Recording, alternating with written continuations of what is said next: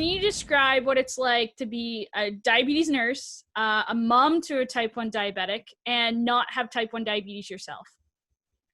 That is a loaded question.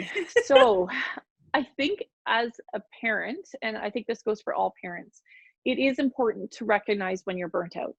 So, one of my big burnout times is always after Dskate. So you have 7 or 8 kids, you're managing blood sugars 8 times a day through the day of 7 kids. When I come home from Dskate, I go, I'm not doing diabetes for a week. I always take the week off of work afterwards as well, because I just need that break. And I think it's important within ourselves to recognize when we do need a break and taking advantage of that.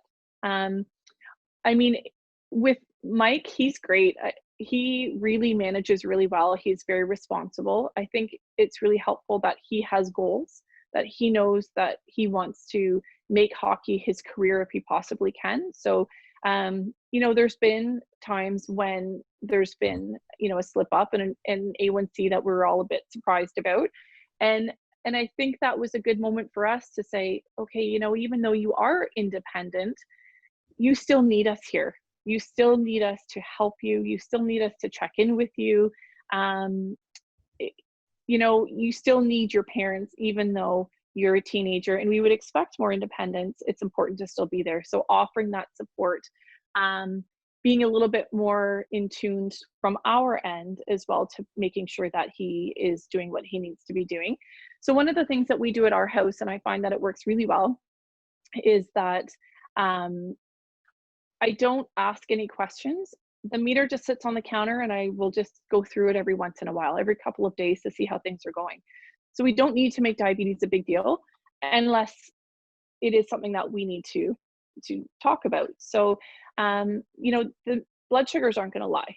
The meter's not going to lie. So going through the history, I really like the Contour Next meter. There's actually a feature on it. I think it's under settings or logbook, I can't remember, which will actually tell you the last 14 days, how many blood sugars are in target, how many above, how many below. So that's always the first place I start, and then have a look through some of the numbers to see how things are going. If we need to have a conversation, we do. If things are going well, there's no conversation. That's probably one of the things that I hear the most from kids is, as soon as I get home from school, or as soon as I get off the ice, as soon as I get home from my sport, the first question my parents ask is, what is your blood sugar? Not how was your day? How was hockey? How was volleyball? How are you feeling today? So important to realize that your child's not diabetes. They have diabetes, but they are not diabetes. That is not what makes them who they are. So for us, I found that was a really good way to have a conversation if needed. So I think not having diabetes myself makes it hard sometimes to understand those ups and downs, right? To understand the frustration that comes with, hey, I did everything I was supposed to do and my blood sugar was still high, right? Maybe it's bad insulin, maybe it's a bad site, maybe just the way the food absorbed, right, in your gut that day. Maybe one of the meals you had a little bit more fat. I think those are all things that are really hard for us to understand, not having diabetes, because we don't see the frustration all the time, or that idea of being judged every day. I think that's important. Like, one of the things that we always talk about is, did you test? Did you test? Well, who likes a test? Nobody likes tests. Nobody likes being tested. Nobody likes feeling like they have failed a test. So I think it's hard for us to really appreciate how that feels as well. So I think just being supportive and listening, sometimes just listening to